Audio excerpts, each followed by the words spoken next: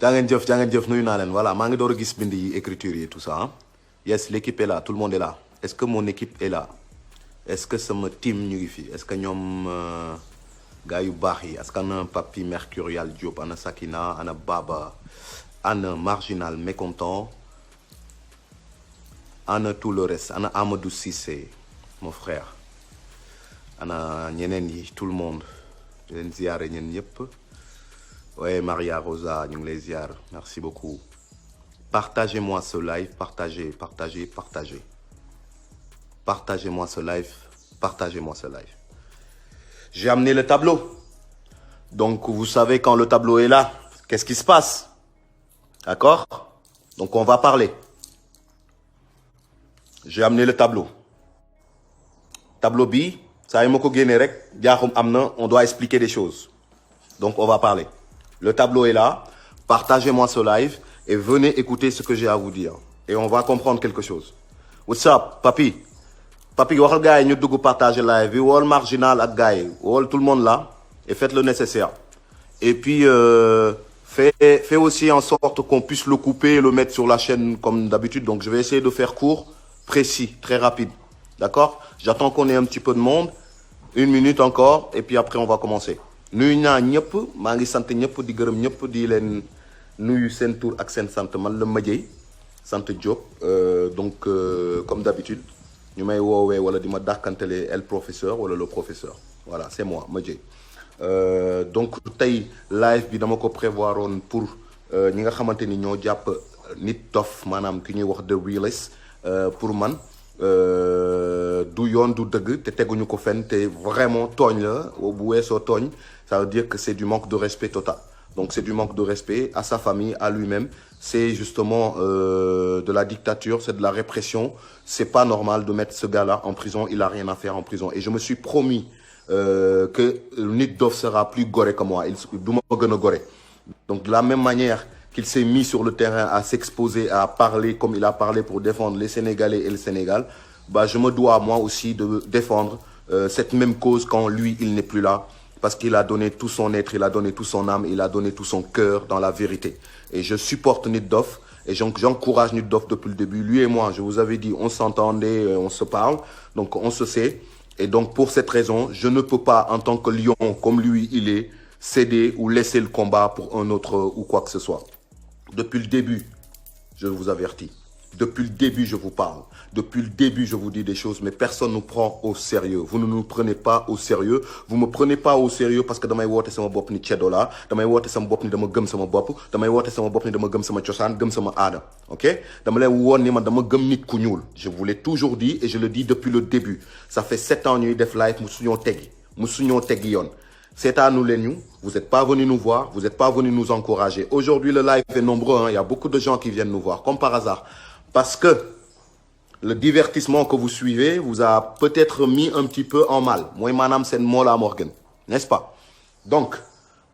pourtant, on vous avertissait sur beaucoup de choses. Amna erreur yu mu def yu bari ñu avertir leen ngeen ñëw dalma. Vous êtes venu m'attaquer, me dire que man, j'ai pas raison de le remettre du coup dans le droit chemin parce qu'il parlait de yéen seen der bi la doon yàq, seen der bu ñuul bi la doon xas, seen der bu ñuul bi la doon wax lu xaw a doy waar ma ñëw di leen défendre yéen. Vous vous êtes tourné contre moi et vous avez dit que j'en faisais trop ou que j'étais trop abusé dans ce combat-là, que je faisais n'importe quoi. Yéen ñëpp, pour la plupart des gens qui sont là en train de me regarder aujourd'hui. Nous, d'habitude, on est 30, on est 20. On n'est pas plus que ça. 50 personnes, ça ne nous regarde pas. Donc, je vais demander tout de suite aux gens qui nous regardent là de partir de ce live, s'il vous plaît, et de nous laisser tranquilles.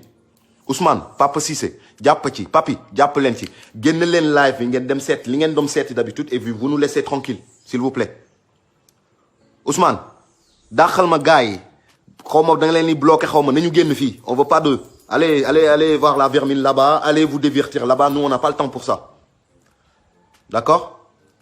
Donc, sortez de mon live, s'il vous plaît, et ne venez pas ici. Lu ngeen fi wut. Non, mais lu ngeen fi wut. Lan ngeen fi wut. Man duma moo laa de. Duma leen divertir, j'ai pas le temps. Te duma seen golo. te xam naa ni yéen vous êtes là juste pour ku leen divertir. Vous n'êtes pas là pour savoir quelque chose, vous n'êtes pas là pour la connaissance, vous êtes juste là pour avoir quelqu'un qui vous déstresse. dañuy wàññi seen stress loolu ngeen bëgg kuy wàññi seen stress man wàññiwuma sa stress, je suis pas un comédien, je suis pas là pour ça. Donc sors de mon live, va-t'en, casse-toi. voilà damal seetaan keneen damal xool beneen clown là et puis tu le suis là-bas et comme ça tu seras bien Pape Ousmane jàpp ci waay Amadou Pape Amadou waaw papa ngir yàlla jàpp ci rek Ousmane Papa Cissé jàpp ci wax ma leen ñu génn live fi bàyyi ñun ñu continuer lañ doon def parce que lii la ñuy def dañuy xool ku ñu jël la ci kanam di la buur di la jay di la buur di la jay di la fen di la jay di la fen di la jay di la fen di la buur di la jay di la fen nga nekk foog ni yaa ngi ci kii xoolal tu commences à gonfler di tos waaye man la maa fi nekk maa fi gën a kii nangam ñu lay jay rek nga leen di wax ñu lay jay rek di la jay rek di la jay rek di la jay ba keroog ñu lay dugal ci guuta après ñoom ñëpp ñu wàññeeku nag bàyyi la ci biir yow rek nga nekk ci biir nag après ñu ne ma ngoog vous êtes tous comme ça vous faites pitié. Et vous croyez que des gens comme moi ne sont pas au courant de votre comportement? Hein? Vous croyez vraiment que moi je comprends pas ce que vous faites? Man ngeen foog ne man dof la non kon de xamagu leen ki ko sekkal kon que na ngeen xeeb bëgg xeeb li ma leen wax du dañ et je vous l'ai dit depuis le début fii ngeen di tersee yéen ñëpp. fii ngeen di tercé yéen ñëpp je vous l'ai dit depuis le début mais gëmu leen du ngeen déglu da ngeen gumba taxlu voilà c'est ça votre problème mais anyway je vous en tiens par rigueur daxal leen ma gars yi marginal waxal ma gars yi ñu génn ci live bi bokk s'il vous plaît papi attends ma dugal sama boy papi parce que ni sama yoon c'est mon équipe hein je l'ai fait rentrer moi voilà papi c'est-à-dire mo dugal waay avant may commencer. Regarde, ils sont nombreux ici. Hein? 72 personnes qui nous regardent, comme par hasard. Depuis que nous avons des déceptions, nous avons Papi. Ouais, Matt, ça va? Ouais, ça va très bien, mon frère. Ça va, tranquille. Excuse-moi de te couper 2 petites secondes. J'ai un petit compte à régler. Y a un mec là, Sora MLK. Je sais pas si tu le vois sur les coms. Non. C'est qui ça? Je sais pas. Le mec, il m'insulte, il me dit dégage de là, petit con. Et c'est quoi ton délire? MLK. Ouais, tu vois. Ah, Sora. Ouais. Laisse-moi régler ça. Ouais, s'il te Papi. plaît. Vas-y, frérot. Je gère ça, t'inquiète. Sora. Ah, je viens de voir. Papi Diop, petit con, d'Odem. Non, Sora. Sora, tu arrêtes ça, s'il te plaît.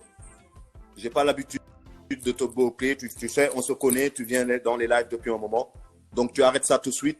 Tu fais plus ça, frère. Sinon, moi, voilà. Papi fait partie de mon équipe et c'est pas un gars qui a des problèmes. Papi du saga, Papi du tonken, Papi bariwul sax wax. Donc, il sort sur Internet. Donc, faut arrêter. Quand il donne son avis, c'est sur mon live qu'il donne son avis. Il donne pas son avis ailleurs. Donc, s'il vous plaît, fille d'une fille saga, Ken. Donc, on n'est pas chez moi là. On n'est pas chez vos gars là. Yamlen, fille, c'est ma maison, c'est chez moi, avec mon équipe. Et nous, on fait de la pédagogie, de Nidjangale. Donc yam leen fii du seen saaga kaay du seen dof lu kaay du seen bërëb bu nekk fii di machin. Je vous ai demandé de partir de mon live génn leen ngeen bàyyi nous on est 20 et 30 au maximum.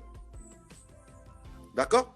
Nous on est 20 ou 30 au maximum, on n'est pas aussi nombreux. Donc génn leen si live bi ngeen dem seen yoon ngeen bàyyi ñu yéen di ngeen bopp. C'est incroyable d'être comme ça. Sortez, j'ai pas envie de voir autant de personnes. Non,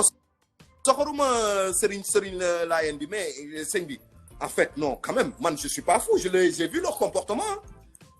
Gis naa leen, avertir naa leen, def naa ay centaines de posts pour les prévenir sur beaucoup de choses et ils ne nous écoutent pas parce que le réveil, Bilen Ousmane Sonko wax, ça ne les intéresse pas. Le réveil, Bilen Cheikh Anta Diop wax, ça ne les intéresse pas. Ils veulent pas réveiller leur esprit, ils veulent se divertir. Ils aiment ça. Quand ça leur parle de cul, que leur parle de fesses, quand on leur parle de sexe, quand on leur parle de choses inutiles, ils sont présents et ils sont 2000 à te suivre. C'est ça. Ils sont comme ça. Nga toog di jàngale di leen wax lu jëm seen bakkan yi lu jëm seen ruu yi lu jëm seen xel yi lu leen mën a jëriñ pour ñu mën a aider Ousmane Sonko mu jëm fa mu war a jëm nga toog di ko expliquer pendant 7 ans ñu lay xool di la xeelu ñii di la xas ñii la jéem a dugal fii ñii la génnee fii Madié Diop mi moi c'est moi qui dis ça. Personne d'autre yéen ñëpp xam ngeen ma maa leen fi jiitu maa fi jiitu gars yëpp voilà j'étais là avant tout le monde amul koo xam fii kuy def live koo xamante ni fekkuma fi man ak Aram Seck laa baroon je vous l'ai dit Assane Diouf si boppam xam na donc arrêtez je vous l'ai dit depuis le début mais vous avez préféré faire ce que vous avez à faire topp ñoo xamante ni ils vous mèneront là où vous ont mené aujourd'hui vous êtes tous déçus ngeen ñëw tey fii taxaw ci Madiaye Diop di ma seetaan mais pourtant les choses importantes de vos vies les choses importantes qui peuvent vous aider à avancer les choses importantes seen der bu ñuul bi seen histoire les choses yi nga xamante bu ngeen ko xamee yéen patriotes yi dinañ leen gën a dëgëral da ngeen gën a mën a jàppale Ousmane Sonko non j'en parlais kenn ci yéen nekk fi woon bi moo laa génnee fii wax ne nit ku ñuul moom ci boppam du dugg aljana nit ku weex mooy dugg aljana amul kenn ku dul nit ku ñuul kuy dugg aljana ndaxte foofu noonu nit ku weex moo ko moom boo xoolee sax dëkk tubaab bi nu mu mel noonu la fa rafetee yéen ñëpp tey jii ñi fi ñëw si bëri vous êtes venu me dire ma taxaw wax ko ne ko waxoo dëgg li ngay wax ni du dëgg ci yoon te muy dëgg ngeen xam ni dëgg la ngeen ñëw taxaw ne ma man nii waxuma dëgg ma ñëw génn ne moo laa li nga wax ci nit ku ñuul te foofu rek laa yem ci wax jooju mu wax li mu wax leneen yëpp waxuma ci li mu wax ci waxtu ñuul te mu concerné leen te muy seen der bi ñu bokk ko ñun ñëpp ma génn ne kii li mu wax si nit ku ñuul waru ko woon wax du wax ji du kàddu bi du lieu bi du moment bi et puis c'est pas bien qu'est-ce que vous avez fait nu ngeen def ngeen ñëw ba ci man ne ma yow bu ñu sonal waaw wax na dëgg nit ku ñuul moo def loolu xoolal nit ku ñuul moo mel nii nangam moo laa dëgg la wax wax leen rek ah Sora amul problème mon frère Sora baal leen la jégal leen la amul benn problème one love my brother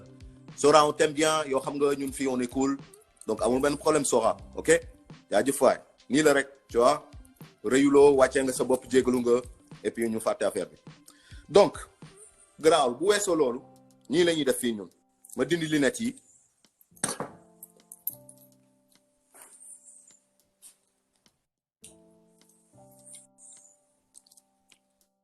teg lunette lu professeur yi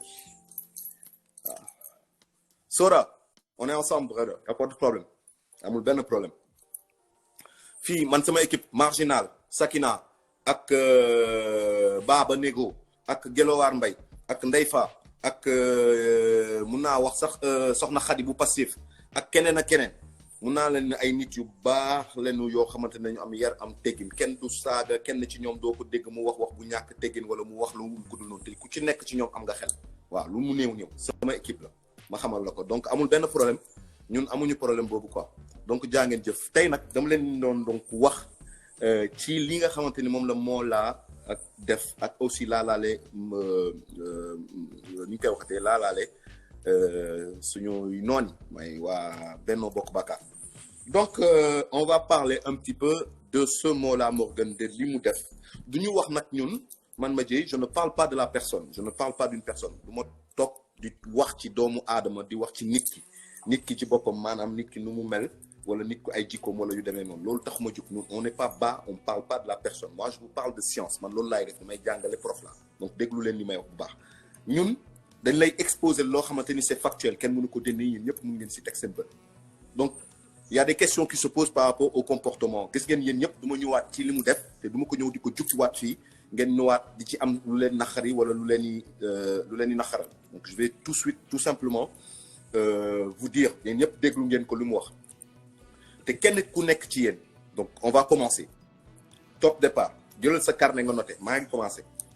lii tableau la bu may wane dans quelques instants pour jox leen yeneen explication live bi maa ngi ko tuddee le syndrome du sauveur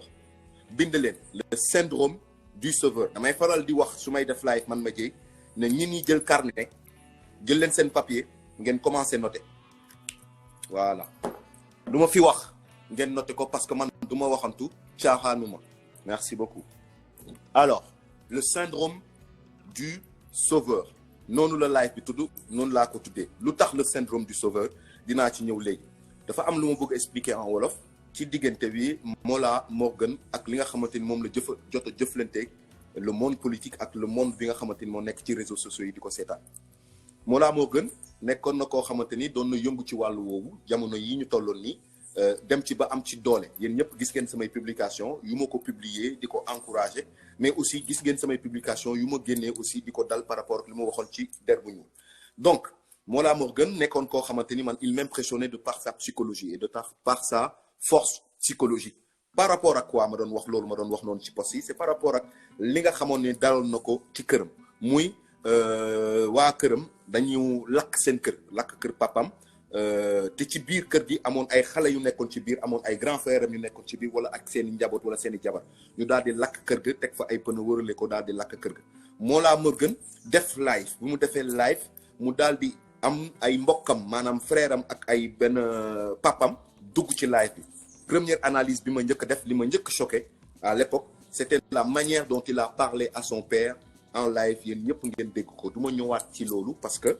man du ma dugg ci ay détails yu nit. Voilà, ça m'intéresse pas la personne, je parle de ce qui est visible et accessible à tout le monde. Donc,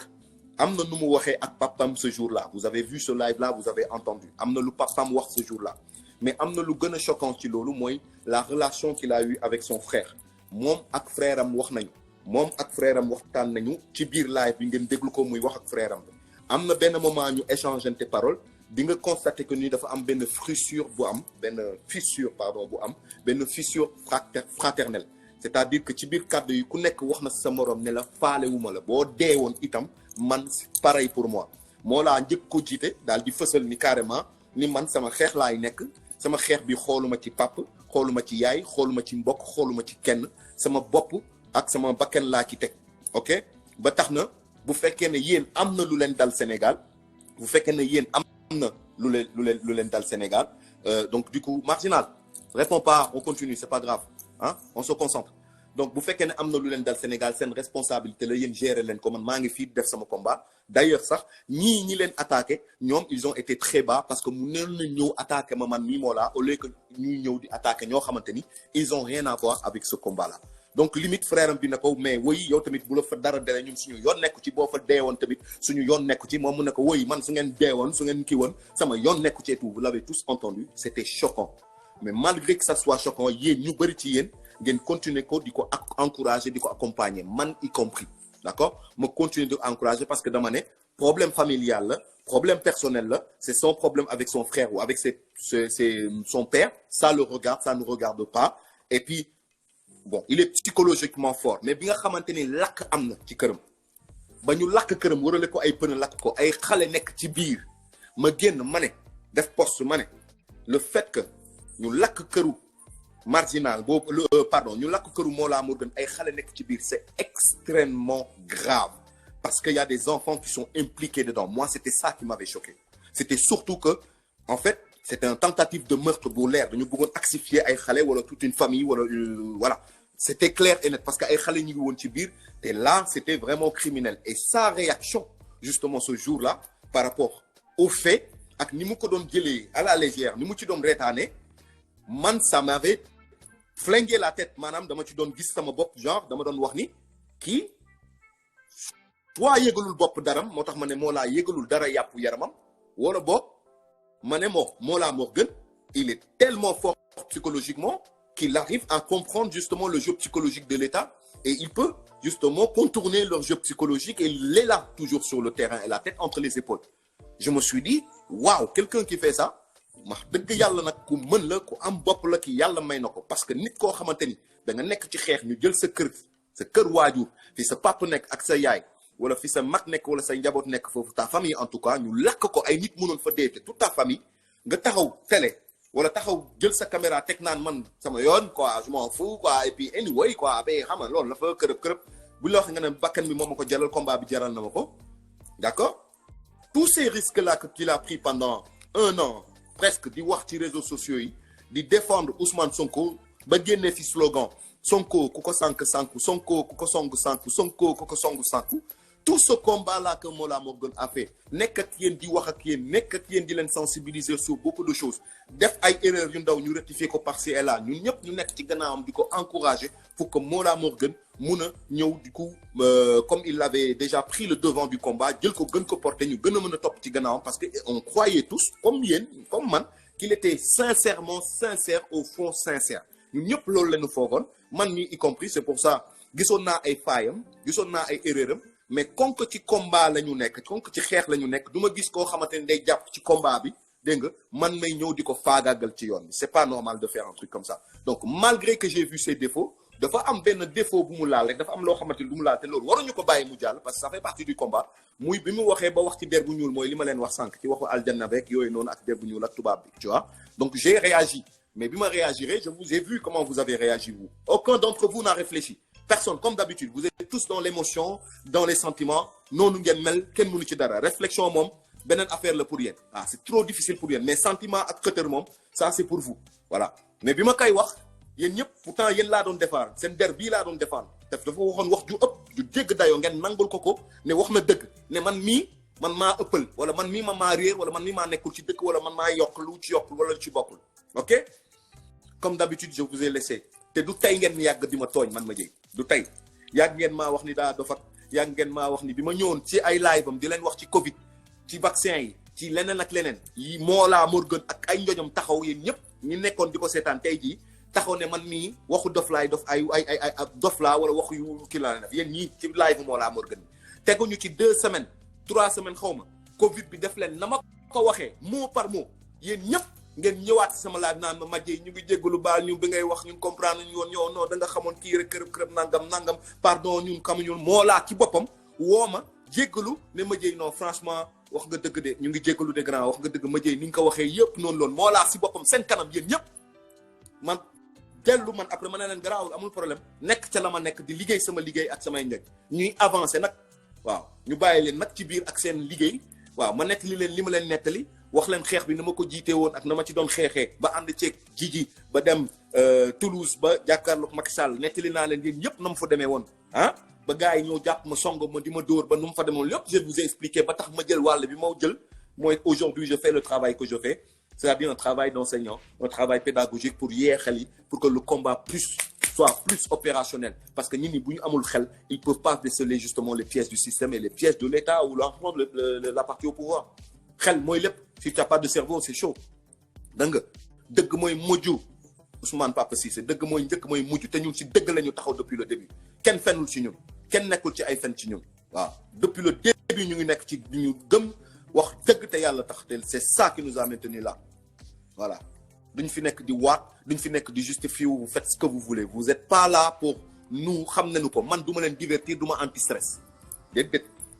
déedéet bu fekkee ne anti stress ngay ñëw pour cotti mag foog ne benn clown nga am buy ñëw di la reetaan loo di def yëfu golo ngay nekk di tëb di rey di xaqataay naan kii daf may rey waaye Mollah waaye ak kii waaye Madjey dafa bëri anti stress waaw yii nag mën naa ko yu ndaw yi ngay gis ne may def di imiter yooyu noonu mais c'est vite fait pour t'expliquer des trucs mais du ma sa anti stress je suis pas ton clown soo buggee clown nga dem ci ñoom saa neex wala nga dem ci waa Soleil Levant ñu dem toog nga dem seetaan théâtre voilà fii boo fi ñëwee na ngay ñëw nga jàng kii soof na de maa tay soof yéen a ma gën a soof waaw yéen ñii yéen a ma gën a soof yéen ñi fi ñëw te xamuñu leen yéen a ma gën a soof na de da ngay kii waaw waxal yow kii kërëb yaa ma gën a soof yéen ñii dem leen seen yoon ñun on vous connaît pas on veut pas vous voir ici donc dem leen seen yoon ngir yàlla jàppale leen soxlawuñ fi kenn kon roog yéen wax dëgg yàlla soxlawuma fi kenn yàgg naa leen ko wax fii ngeen di mujjee ci ëtt bi yéen ñëpp fii ngeen di teer waaw nee naa leen bàyyi leen xeeb nit kenn du ko xeeb bàyyi leen di gis jëmm ci ngeen yi xeebaate xeeb baaxul bàyyi leen topp nit ndax ni mu mel ndax nit que da leen topp ay principe mais vous êtes toujours là et vous vous faites toujours avoir par tout le monde de Gabriel Kane à je ne sais pas qui à je ne sais pas qui c'est toujours le même ci man vous me faites même pitié parce que yàlla dama leen yërëm billahi dama leen yërëm vous êtes oh là là c'est incroyable bon bref moom Mollah def na li mu fi def yëpp wax fi lu mu fi wax yëpp liggéey fi lu mu fi liggéey yëpp ñëpp yéen ngeen teg si seen bët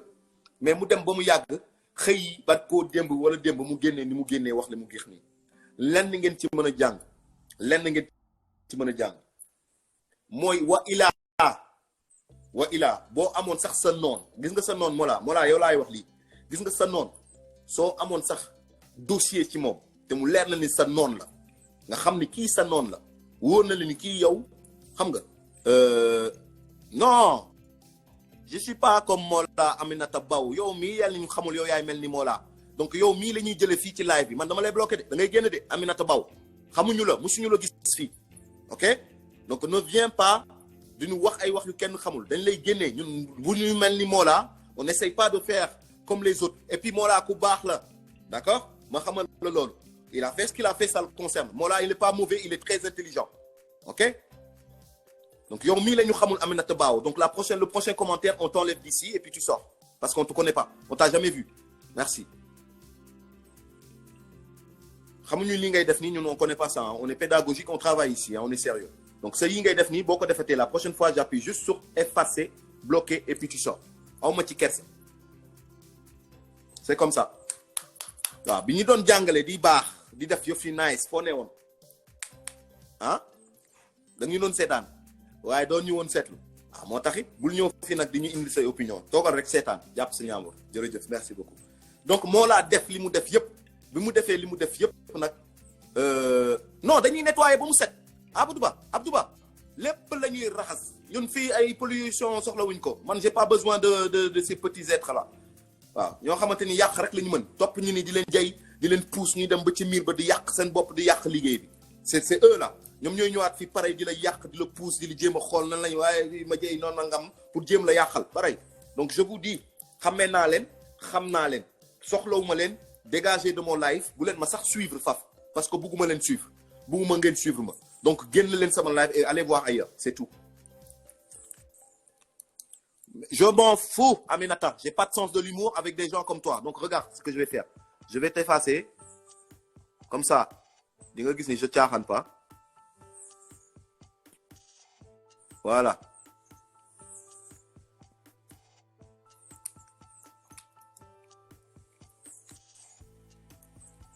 voilà non man dëgg du ma ci léegi caaxaanu duma dama lay bloquer directement hop je te fais sauter tu bloques bloqué wu ma ko sax dama ko baal nii sax dama effacer commentaire am sax j'étais gentil c'était pour le dire j'ai le sens de l'humour man je fais que ça de l'humour mais je ne rigole pas avec vous là au jour d'aujourd'hui waaw xoolu kenn neexul fii ah li ngeen yëg yéen de yéen barki démb yéen ñëpp da leen metti xoolu kenn neexul donc moi j'ai pas le temps de faire de l'humour ku xolam neex bi ci yéen ah c'est ce qu'ils font tout le temps en train de divertir les gens en train de raconter des bêtises là et tout machin bon ma ne je reviens moo laa def li mu def yëpp ngeen gis ko il a pris tous les risques qu'il a pris ngeen gis ko il a été tellement nonchalant par rapport justement à des sentiments ya nga xamante ni moom lañ ko waajuram bu ko doon wax waral ko frère am doon wax di ko génneel mu nekkoon ci yenn sentiment da leen wax carrément ni moom faalewu ci xoolu ci kenn d'accord donc il était dans son émotion man ma constaté ñaari affaire ma ne soit kii dafa am ndëgër laay boo xam ne dafa xam am fu mu taxaw fu dëgër donc c'est un homme vrai c'est un homme véridique en plus de ça ma ne xaaral ma bindal ko poste kii leer na ma nii lay war a mel ak nii lay war a mel ak nii lay war a mel xam naa du def lii moo war a tax mu mel nii ma mel nii parce que dama doon gis ay qualité ci moom ci boobaa ci taxawaay boobu mu amoon mu yéemoon ma trop ma ne bon il est très fort psychologiquement donc kii jar na encourager jar na ñu topp ko jar na ñu supporter ko parce que am na dëgër laay am na yoo xamante ni diis na trop ci xel ci doomu aadama waaye moom yooyu diis ci xelu doomu aadama du ko daaneel donc gis naa ni ku am njàmbaar la ku am psychologiquement xel bu dëgër la donc kii war na mën a doon un bon leader et c'est ce que j'avais constaté chez lui mais en fait amoon na beneen aspect bu ma doon inquiété am na sax ci commentaire yi benn gaayan bu ñëw bind ko ci commentaire ne ma ma jëy est-ce que yow kii doful sax ma ne non et alors bu fekkee ne dof la en tout cas il maîtrise bien sa com fu mu toll nii sax mi ngi koy def mais waxuma ko ba tey nii kii amul problème boobu maanaam problème psychologique parce que bi ma ko gisee mu def li mu def barki démb waxuma li mu wax Ousmane Sonko mais ni mu ko defee maanaam même son noon boo ko xamaloon li gën a bon ci àdduna bi des fois vaut mieux ne pas le dire c'est-à-dire même son noon boo amoon loo xamante ni boo ko waxoon wala boo ko defoon mu daal di dee si saa si des fois dafay baax pour yow nga téye ko bu ko jox wala bu ko wax parce que mun na la desservir dans ton combat même seulement waxuma lak nag koo xam ne da nga ne da ngay jug di ko défendre ba indi slogan bu tudd Sonko ku ko songu sànku ba nga taxaw fii wax fii ne yow da nga koy défendre bec et ongle da nga koy défendre te loo ci góobe gar ko ndax xeex bi jaral na la sa bakken xeex bi jaral na la déggoo ci yaay xeex bi jaral na la déggoo ci baay xeex bi jaral na la déggoo ci kenn xooloo ci kenn xeex bi jaral na la sa papa woote en téléphone en direct devant tous les Sénégalais nga waxee ci kaddu yi nga waxee ak moom sa frère woo la en direct ñëpp dégg la nga wax ci kaddu yi nga waxee ak moom ñëpp déggu ñëpp di ko ñaawlu ñëpp di la woo si suuf di la wax war naa gën a mën a rafet ñëpp di seetaan Mollah Morgun ñun ñuy gis ni am nga problème sa diggante ak sa frère bi wala am nga problème familial wala problème fraternel ñu baal la ko ñu jéggi ci loolu ñu ne garaawul parce que sénégalais yi dofuñu dañuy déglu dañuy gis ils ont constaté mais c'est des patriotes gis nga loolu noonu patriotes yi sax mënoon nañ ko jël instant bi nii di la ko sifaaye di la ko wax di la ko génneel di la ko sottil wala di la ko defee noonu parce que xam nga lu tax dafa am ñaari aspect Mollah Morgun moom mooy l'aspect de la vie privée l'aspect de la vie privée moom nga def nii et puis moom nga exposé dans la place publique tu sais pourquoi tu fais un truc dangereux c'est parce que gis nga au début quand Ousmane Sonko était là et il faisait ce qu'il faisait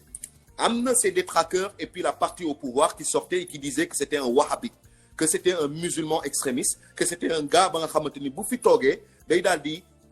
dàq tarixa yi wala indi fi benn genre l'islam boo xamante ni kenn mënu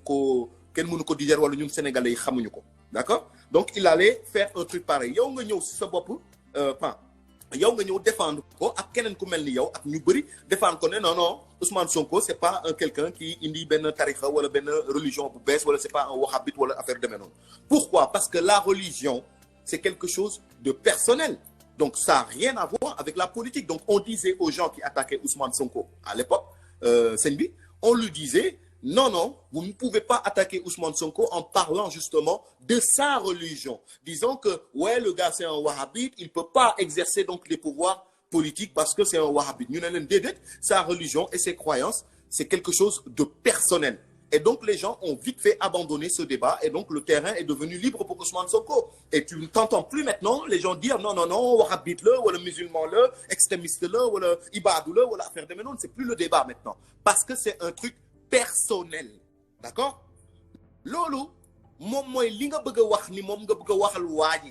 waa ji yow dans ton allocution Mollah Morgun tu as dit une chose tu as dit que quoi tu as dit que waa ji constaté naa ko càmbar naa ko coytu naa ko xool naa ay mbiram wax dëgg yàlla te su fekkee ne yàlla rek mooy tax may wax ce gars-là il est honnête dans la gestion au niveau justement des impôts et partout où il a été honnête au niveau de sa gestion c'est un gars ba nga xamante ni presque on peut dire qu'il est irréprochable toi-même tu l'as dit dans ton allocution de la dernière fois dans ton live là et tout machin ah Mollah nga ne amul dara luñ ko mën a wax ci wàllu yore ci wàllu nu ñuy yore ci wàllu nu ñuy gérer ci wàllu politique ak ci wàllu yooyu nit ku clean la amul dara luñ koy waxoo dëgg yàlla c'est plus qu'un saint tu l'as dit toi-même mais arrête-toi à là de la même manière que certains sont venus parler de religion toi tu te permets maintenant de parler de quoi de vie privée et de sa vie sexuelle peu importe maintenant sa vie sexuelle si la vie sexuelle que tu vas exposer est en rapport avec l'affaire Adji Sarr, si par exemple les vidéos que tu allais exposer est en rapport avec l'affaire qui prouve que Ousmane Sonko est mêlé dans une affaire de viol, effectivement, là on pourrait dire que effectivement c'est compromettant parce que là ça prouve que ce monsieur-là, on l'accusait de viol, il disait ne pas avoir violé et là on a des preuves qui prouvent que le viol est vraiment consommé et donc il y a viol et donc tu détiendrais ces images-là et Mollah Morgun nga ne ñu oui image yi mi ngi prouver que ni Sonko moom moo violé Adji Sarr et yor naa ko man je suis dessous et là on comprend Mollah Morgun on comprend boo defoon loolu ñëpp comprendre nit ñi dofu ñu man dofuma keneen doful su fekkee ne loolu ñu ne kon cool la kon ñun ñëpp kon tey dañu juum wala un truc comme ça wala nous on avait un problème wala un truc comme ça mais non tu ne fais pas un truc comme ça toi ce que tu fais Mollah Morgun donc tu prends la vie privée de la personne peu importe c'est sa femme, c'est pas sa femme, c'est sa copine. Peu importe si c'est vrai, c'est pas vrai, c'est avéré, on sait pas. Peu importe, on s'en fout. Parce que tu ne fais rien qui sert au leader que tu dis supporter. Parce que xam naa lu tax maa ngi ci ñëw déglu leen sama analyse bu leen pressé. Patientez, déglu leen. Parce que ce leader là, tu le défendais. Sonko ku ko songu sànku, tu te rappelles? Sonko ku ko songu sànku Sonko ku ko songu sànku Sonko ku ko songu sànku c'est ce que tu disais c'était ton leader c'était le gars de confiance que tu avais c'était le gars que tu disais qui pouvait sauver le Sénégal t'as embrigadé toute une jeunesse derrière toi pour qu'on puisse aller Sonko t'as fait des choses moi et d'autres personnes ont cru en toi et on t'a dit va devant Mollah on est derrière toi ñun tamit ñu ngi sa ginnaaw te dëggu lool parce que dama dëggu Mollah man dama dëggu Mollah man dama dëggu su ma duggee damay dem ba jeex Mollah moom mooy sama problème damay dugg dem ba jeex ñu trahir ma souvent noonu lay demee samay affaire tu vois donc man ma topp la ak ñeneen ñu mel ni man ak ñu ma gën a xër ñu topp la di la encourager malgré tout malgré les vents et les marées dégg nga Mollah nga ñëw toog suñu kanam nga ne da ngay exposer waa ji nga xamante ni moom nga doon défendre par rapport à une mœurs bu mu am sexuellement qui n'a rien à voir avec l'affaire qui est en cours qui fait que le gars il va aller en prison ou pas ou au tribunal qui n'a rien à voir. Donc tu nous sors une affaire de mœurs et tu décides de dire que non Sonko man sa vie privée ci côté boobu la affaire de mœurs man bett na ma parce que nangam yow moo la kon da nga bëgg a nekk juge ci kanamu yàlla loolu xam kan rek moo ko mën yàlla suñu borom moom mooy juger nit ñi ci kaw li nga xamante ni dañ koy làq seen yeneen moromi doomu aadama ndaxte li nit ñi xam nit ñi mun nañ ko juger looloo tax tribunal am li nit ñi xam nit ñi mun nañ cee tëxañu ba dem yóbbu ko tribunal nit ñi atte seen bopp waaye li ëmp nit ñi li nit ñi xamul li doomu aadama bi di def te di ko nëbb beneen moromam te mu doon lu rafetul yàlla gis na ko te bu boobaa yàlla moo koy attel boppam yol moo xiyaam looloo tax ngay dem yol moo xiyaam loolu moo tax ngay dem yol moo xiyaam la nga waxul nit ñi la nga waxul jaam yi la nga nëbb te jëf ko muy lu ñaaw boo taxawee suñu kanam bu borom ñu daal koy génnee sa biir xol bi daal koy fësal ñëpp teg ci seen bët ñu daal day atte ci loolu ngay nëbb moo tax nit mi ngi def loo xamante ni bu ko nit xamoon ñu daal di koy bàyyi ilaa yow mi dina abadan yow da ngaa yow yaa ngi def moo la yaa ngi def waaw yaa ngi def nit ku nekk ngi def tout le monde fait léegi yow nga bëgg noo di yàlla taxaw ci kanamu nit ki ne moom warul am même bu waaye yow sama sëñ bi yéen yeewu leen ah yéen yeewu leen c'est-à-dire que yow yaay kan yow defuloo musuloo def yow moo laa musoo sekk ak jigéen moo laa musoo am gel yow moo laa est-ce que bëgg nga ñu jël sa vie privée ñu exposer ko fii teg ko comme ni nga ko bëggee def Ousmane Sonko par rapport à ta sexualité je parle pas de exposer tes affaires man je ne suis pas bas mais je te pose une question est-ce que tu voudrais qu'on prend ta sexualité je parle de ta sexualité je parle pas des affaires que tu fais say xarit sa vie privée say nangam je m'en fous de ça man je parle pas de la personne et je ne t'attaque pas je te pose des questions est-ce que moi là toi tu voudrais qu'on parle de ta sexualité et qu'on le met au public devant tout le monde est-ce que loolu yow bëgg nga ko yow léegi yow bu fekkee ne loolu bëgguloo ko yow yaay kan ba bëgg def loolu Ousmane Sonko foo ko teg yow yaay kan en fait tu te prends pour qui ah tu te prends pour qui moo la waxal ñu ni parce que là c'est incompréhensible yow amuloo vie sexuelle moo la amuloo ay gel yooy doxaan wala ay gel yu lay doxaan amuloo ay gel yooy wax wala yu lay waxal bu dee amul xayrun kon maanaam ku yaru nga ku téye sa bopp la xoolal loolu c'est même pas un reproche donc c'est très bien pour toi mais quoi qu'il arrive est-ce que tu aimerais que tout le monde en parle wala ko au point d'en prendre ta vie sexuelle de le mettre en place publique di ci wax même bu dee amoo ay gel même bu dee dem nga ci yeneen gel même bu dee demuloo ci yeneen gel même bu dee sekk ngaa ñoom même bu dee sekk naan est-ce que bëgg nga kuy ñëw di ci waxtaane tous les jours di la ko war nii ci côté boobu rek di ko wax naan moo laa amul gel moo laa gëj na laal jigéen de moo laa moom xoolul affaire jigéen chaque jour muy wax ci loolu yow loolu bëgg nga ko di génn ay photo di wane gel yi nga xamante ni ñu ngi doon doxaan Mollah wala ñu ngi doon yóbbu ay message Mollah wala gel yi nga xamante ne nga doon wax yow da nga leen bëggoon wala da ngay taxaw ñu toog di def ay vidéo di def ay montage di wax ci loolu di def ci loolu di def ci loolu di def ci loolu di def ci loolu tous les jours yow loolu bëggal nga ko sa bopp ah mais faut réfléchir frangin yéen ni même ton ennemi tu lui fais pas un truc pareil frangin toi aussi ton pire ennemi tu lui fais pas ça mais waxuma la koo xamante ni nous tous on est là et on a mis un espoir sur lui parce que justement c'est un gars bi nga xamante ni il a son comment on appelle ça c'est un gars bi nga xamante ni il a son il a tout misé sur la politique hein yow nga ne tu exposes sa vie privée tu vas exposer sa vie privée hein comment tu peux faire ça explique-moi comment tu peux faire ça et pour quelle raison donc je me dis la seule raison qui t'anime mon cher ami Mollah Morgun la seule raison qui t'anime c'est donc une raison soit de la folie, c'est-à-dire que tu es en train de faire tout ça parce que ça explique pourquoi sa kër di lakk yëguloo ko sa yaram c'est-à-dire que da nga am problème donc ak sa moralité donc tu es immoral moo tax ma tuddee la Gabriel Mola parce que amuloo moral parce que ni ñu lakkee sa waa kër sa kër papa ak ni nga réagiré sa kanam ñëpp man ça m'avait choqué et là je viens de comprendre pourquoi soit da nga am problème bu graaw sa bopp bi et puis dafa tëj sa xol bi kamaj moom la ñi ni di la wax naan la looloo tax ñi ni di la woo doo leen jël kenn du la woo pour conseiller la nga jël ko man à plusieurs reprises ah yónnee naa la message woo naa la 2 fois et yónnee naa la benn audio pour conseiller la pour wax la moo la fais comme ci fais comme ça gis naa nga ñëw ba ci message bi mais après t'as sauté tu as pas continué tu as pas lu le message ni tu m'as répondu dootoo woon wuyu kenn dootoo woon kenn et puis da nga doon toog tu étais dans ta mégalomanie une sorte de pervers narcissique buy toog di wax moi je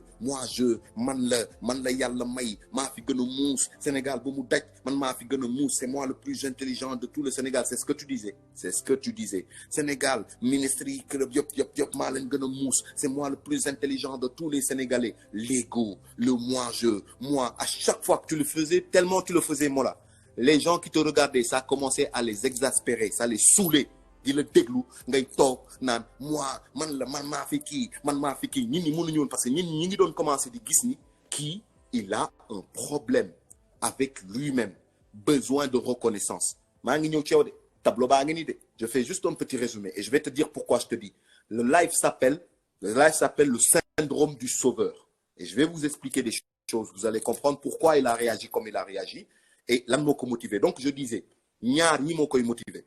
psychologiquement dafa am benn problème psychologique et donc il a réagi comme ça parce que li mu doon def yëpp dafa wane ni en fait kii wérul te dafa doon def semblant devant vous et puis jouer avec parce que il est très intelligent nit ki mun nga ñàkk bañ a wér ba pare nekk ku intelligent gis ngeen ko bu ngeen bëggee xam loolu da ngeen dem seetaan le film comment on appelle ça nu mu tudd waay Papy rappelle-moi le gars qui avait plusieurs personnalités là il avait au moins 20 personnalités à l'intérieur de lui là le serial killer j'oublie le film may fàtte le nom du film waay c'est un serial killer il était très dangereux il avait beaucoup de personnalités en lui quoi en fait il a plusieurs personnalités en lui Split yes thank you Papy Split le film Split ok tu vois un gars qui a plusieurs personnalités en lui c'est un schizophrène mais il est super intelligent ah oui dof la wéru day rey nit mais bu taxawee sa kanam wax ak yow tu crois que c'est un génie d'ailleurs c'est un génie hein gars yi dañuy jël psychopathe yi ak schizophrène yi di dagg seen bopp yi jël seen cerveau yi yóbbu ko ci ay laboratoire di toog di ko jàng di ko étudier parce que ils disent que les fous là sont tellement intelligents moo là il est intelligent justement il est psychologiquement fort mais xam nga lan moo koy induire en erreur c'est-à-dire que il s'est mélangé entre justement moom laay woowee mélanger entre être indispensable et être aimé être indispensable hein et être aimé ñaar yooyu le mélange dans toute sa vie ça retourné contre lui tout ça pourquoi parce que quand tu vis dans une situation de crise de pauvreté ou une situation de crise tu as souvent tendance à vivre à travers le regard des autres maanaam nit ñi bët yi ngi lay xoole ci misère ba nga nekk wala ci dundun bi nga doon dundee loolu da lay jox benn rage de vouloir le prouver que tey nekk naa tey tekki naa tey maa ngi nii li ngeen doon wax ci man wala li ngeen ma doon xalaatale yépp nekkul maa ngi nii tey donc depuis son enfance jusqu'à qu'il soit grand il va vouloir vivre à travers les regards des autres maanaam dañuy dem ba ñoom ñi leen nit ñi di xoolee ci biti bi ak seen mbedd mi ak waa kër yi dañuy dem ba dañ leen ni xoolee bëtu par exemple bu fekkee na ay nit yoo xamante ne amuñu moyen yu bari seen waa ko ñi kenn ku nekk seen parents yi yore ay moyens ñoom dinañ dem ba di leen xoolee yenn bët yi ñoom ñuy bañ nag bët yooyu ñu lay xoolee ñu leen di xoolee ñoom ñu koy bañ su boobaa dañuy adopté yenn